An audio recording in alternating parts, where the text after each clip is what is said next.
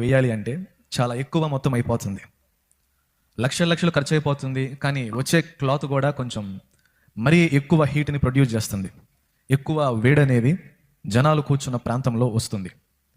దైవజనులు ఇది ఆలోచించి ఆ మహాకూటాల ముందు ఎన్నో ప్రాంతాలు ఈ క్లాతుల కోసం ఫోన్ చేయని ఇండస్ట్రీ లేదు, ఫోన్ చేయని షాప్ లేదు. అదిగో మీరు చూస్తున్నారు కదా ఆ క్లాతులన్నీ. వీటి కోసం ఇంచుమించుగా తమిళనాడులో చెన్నై అవతలున్న దిండిగల్ అనే ప్రాంతం కావచ్చు, కోయంబత్తూరు దగ్గర ఉన్న ఈరోడే అనే ప్రాంతం కావచ్చు, ఎన్నో ప్రాంతాలు వెళ్ళడానికి సిద్ధపడ్డాం. కొంత దూరం అయితే వెళ్ళాం. ఎక్కడికి వెళ్ళినా సరే లక్షల్లో చెప్తున్నారు. అది మన స్థాయి కాదు, మనం కొనలేమేమో, తక్కువ రేట్లో మనకి దొరకదేమో. దైవజనులు ఏదైనా సరే ₹1 తక్కువలోనే మంచిది వచ్చిన వారందరికీ శ్రేష్టమైనది ఇవ్వాలి అని ఆయనకున్న దాంట్లోనే, ఆయనకు దేవుడిచ్చిన దాంట్లోనే మంచిది ఇవ్వటానికి ఆయన వెతుకుతూ ఉంటాడు. ఎన్నో ప్రాంతాలు ఆరోగ్యం బాగోలా కానీ ఫలానా ఏరియాకి వెళ్తే, ఫలానా ఊరు వెళ్తే తక్కువ రేట్లో దొరికిద్దేమో, ఫలానా ప్రాంతం వెళ్తే తక్కువ రేట్లో ఉంటుందేమో అనుకొని తిరుగుతానే ఉన్నాం. అప్పటికి పాటలు అవ్వాలా. ఎక్కడికి వెళ్ళినా అందరూ ఒకటే ప్రైస్. అదేమో లక్షలు కోట్లు దాటిపోతుంది. ఇంకా మాకు నిరుత్సాహం వచ్చింది. ఇంకా ఎక్కడికి వెళ్ళినా ఇంతే ఉంటుంది. ఈ సంవత్సరం ఇంకా కష్టం, కొనలేము. ఒకవేళ కొనాలి అనుకున్నా సరే ఇప్పటికిప్పుడు ఇంచుమించుగా 45,000 నుంచి 55,000 మీటర్లు మనకి దొరకాలి అంటే కష్టము. అంత ఎవరు ఇవ్వలేరు. ఇంకా పోయిన సంవత్సరం లాగానే ఆ క్లాతులతోనే సర్దు మనిగిద్దాం అనుకున్నాం. ఎందుకనంటే క్లాతులు సరిపోవట్లా. మనం అనుకున్న దానికంటే దేవుడేమో ఉన్నతంగా, మనం కొంతమంది అయ్యా ఇంతమంది చాలంటే అంతకు మించి 10 రెట్లు పంపిస్తున్నాడు ఆయన. వచ్చే క్లాతులు సరిపోవట్లా. అందరేం క్లాతులు సరిపోవట్లా అని అడుగుతారు.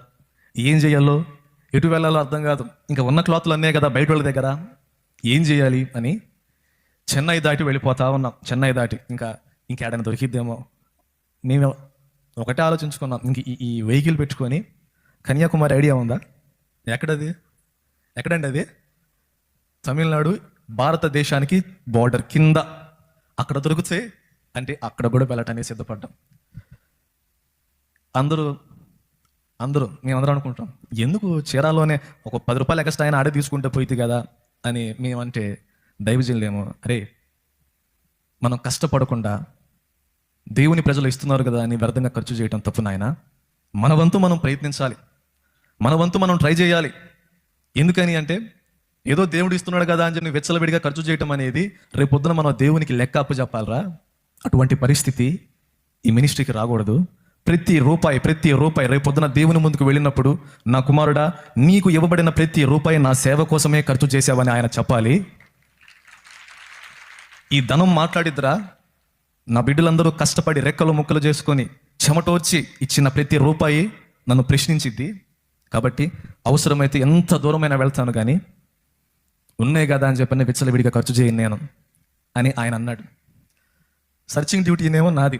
ఆ ముందు కూర్చొని ఎక్కడుంటుంది అని వెతకటం, లోపలేమో ఇంక ఎన్ని రోజులు తిరగాలి, ఎక్కడెక్కడ తిరగాలి.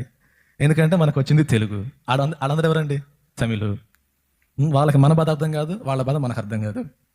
ఏదో ఆ ఇంగ్లీష్ వచ్చింది కాబట్టి మేనేజ్ చేసి మాట్లాడుతూ ఉన్నాం. ఎక్కడికి వెళ్ళినా ఒకటే ప్రైస్, ఒకటే రేటు. ఇంకప్పుడు దైవదాసుడు ఆ మార్గంలో ఉండగానే సేవకుల చేత, ఇన్ని రోజులు మనం కష్టపడ్డాము, దేవుడు మన బాధ చూస్తున్నాడు, ప్రభుచితం అయితే ఈ మార్గం మధ్యలోనే దేవుడు మనకు సమాధానం ఇస్తాడు, ఒకసారి మీరంతా కలిసి ప్రార్థన చేయండి అంటే ఆ వెహికల్లో ఉన్న సేవకులం అందరం ప్రార్థన చేశాం. ఆ సేవకులు అందరూ ప్రార్థన చేశారు. ఆ ప్రార్థన అయిపోయింది.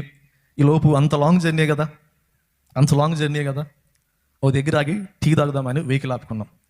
టీ తాగి వచ్చి వెహికల్ ఎక్కగానే ఓ ఫోన్ వచ్చింది మాకు. ఎక్కడి నుంచి? రాజస్థాన్ నుంచి ఫోన్ వచ్చింది. ఎక్కడి నుంచి ఇంకా నేనేం చెప్పలేదే, నేను అప్పుడే కొట్టేస్తున్నారు. రాజస్థాన్ నుంచి ఫోన్ వచ్చింది. ఫోన్ లిఫ్ట్ చేశా. హలో సార్, చెప్పండి సార్. నా ఫీలింగ్ ఏంటంటే ఇంక లేదు అవకాశం. ఎట్టాగో ఇతను కూడా ఆ రేటే చెప్పేది, ఇతను కూడా ఆ ప్రైజే చెప్పేది, ఇంక దానికి నేనెందుకు కష్టపడి మాట్లాడటం అని చెప్పి నేనేం చేశాను, చెప్పండి సార్ సార్ మీరు ఏదో క్లాతులు కావాలని చెప్పని మీరు ఫోన్ నెంబర్ ఇచ్చారు కదా, మా దృష్టికి వచ్చింది, మేము కాల్ చేస్తున్నాం మీకు అని చెప్పి అతను అన్నాడు. అవును సార్, క్లాత్ కావాలి మాకు. ఇంచుమించుగా ఆ కైవారం మొత్తం కలిపే ఉంటుంది, ఒక 50 ఎకరాల దాకా. కావాలండి, క్లాత్లు కావాలి, మరి మీ దగ్గర ఉన్నాయా అని అడిగాను. వెంటనే వెంటనే అతని దగ్గర మరి క్యాలిక్యులేటర్ ఉందేమో, మేమేమో మాకు కొలత ఎట్లా వేయాలో కూడా తెలియట్లా. మరి 50 ఎకరాలంటే అది 2-3 ఎకరాల కొలత తీయటానికి. చూసారా, ఆ ప్లేస్ చూసారా? ఈ చివరి నుంచి ఆ చివరికి పోతుంటేనే కాళ్ళు నొప్పులు వచ్చేసి ఆ మధ్యలోనే ఒక చాటు కూర్చొని మళ్ళీ కాసేపు పైకి వెళ్ళటం అట్టుంది. అంత లాంగ్ ఉంది. 50 ఎకరాలు క్లాత్ ఉందా లేదా అంటే అతను అంటాడు, సార్ మీరు చెన్నై, బెంగళూరు, కేరళ ఇటు వెళ్ళినా సరే వాళ్ళు మీకు చెప్పే జిఎస్ఎం 320 అని చెప్తారు, అంటే 320 మందం ఉంటుంది అని చెప్తారండి. కానీ అది ఉండేది 220 మాత్రమే. అది మీరు తీసుకున్నా వ్యర్థమే, డైరెక్ట్గా సన్ అనేది మనుషుల మీద పడిద్ది, మీరు ఇబ్బంది పడతారు అని చెప్పి అన్నాడు.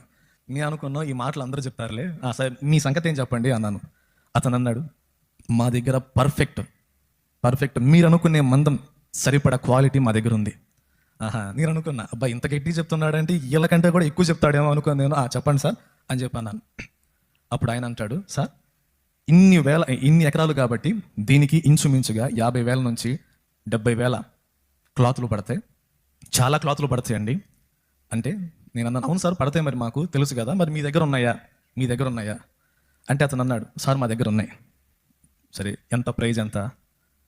అప్పుడు అతను చెప్తున్నాడు, మేము ఇంచుమించుగా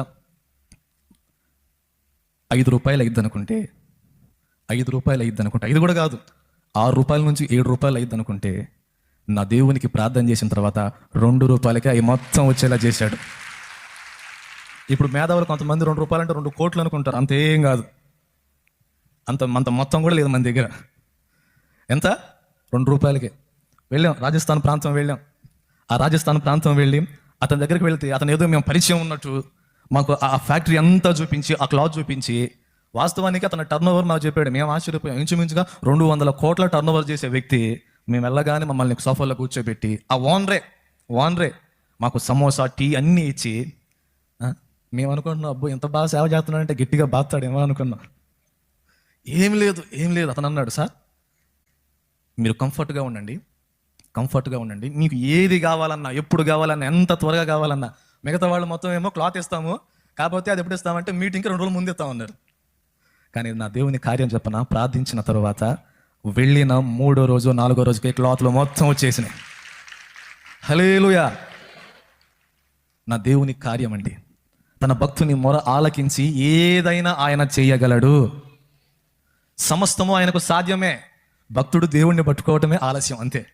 వన్స్ ఒక్కసారి దేవుణ్ణి పట్టుకొని దేవుని సన్నిధిలో మోకాళ్ళు అని దేవుణ్ణి అడిగిన తర్వాత సహాయము ఎటువైపు నుంచి వచ్చిద్దో తెలియదు, ఎక్కడి నుంచి పిలుపు వచ్చిద్దో తెలియదు. లేకపోతే అతనికేం అవసరం అండి?